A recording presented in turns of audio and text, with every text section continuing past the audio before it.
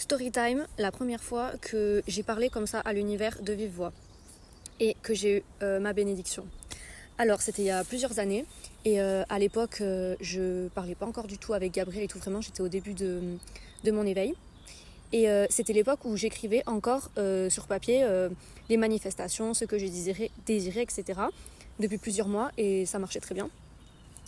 Et puis un jour il m'est arrivé un énorme, un énorme truc en fait, et j'étais chez moi et j'étais en train de pleurer. C'était par rapport au travail, mais c'était pas juste pleurer, c'est que j'avais un ras-le-bol de tout, j'en pouvais plus. Et tu sens quand t'es plus aligné avec ce dans quoi tu es.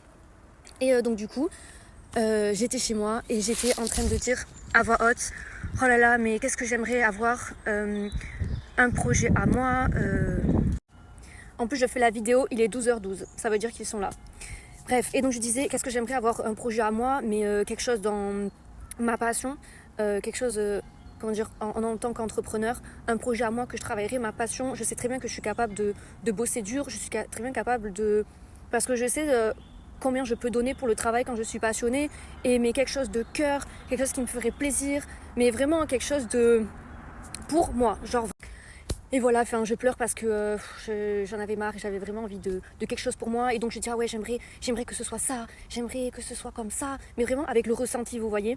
J'aimerais que ça me fasse super plaisir, que ce soit jamais, que ce soit jamais une tare, que ce soit super heureuse de bosser le matin, etc. Enfin, vraiment, j'y mets tout mon ressenti et machin et tout. Donc voilà. Mais ça, je l'ai fait, genre vraiment, je suis rentrée du travail, je me suis assise sur une chaise et je me suis effondrée. Donc c'était vraiment super naturel. Et j'ai dit, oh là là, mais j'aime vraiment. Et ça venait vraiment du cœur. Parce que... Et donc du coup, le temps passe. Ça va rejoindre la story time que j'ai fait sur comment l'ours doré est né. Du coup, après, je rentre dessus. Et après, ça rejoint la story time sur comment est né l'ours doré. Je suis rentrée de Suisse. J'ai voulu refaire une carte qui... représentait la Suisse pour moi, quelque chose. Donc j'ai fait la carte en doré avec une belle énergie lumineuse dorée.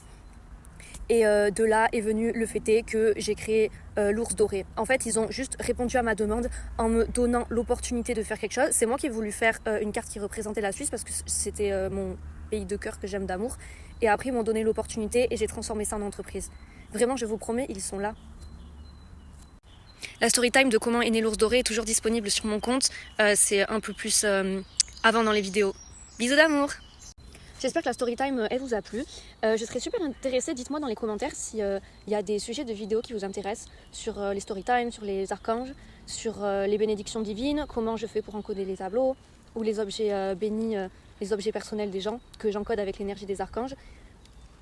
Je sais pas, vous me dites. Ou alors si vous voulez plutôt des vidéos sur les protections énergétiques, que je dois faire d'ailleurs.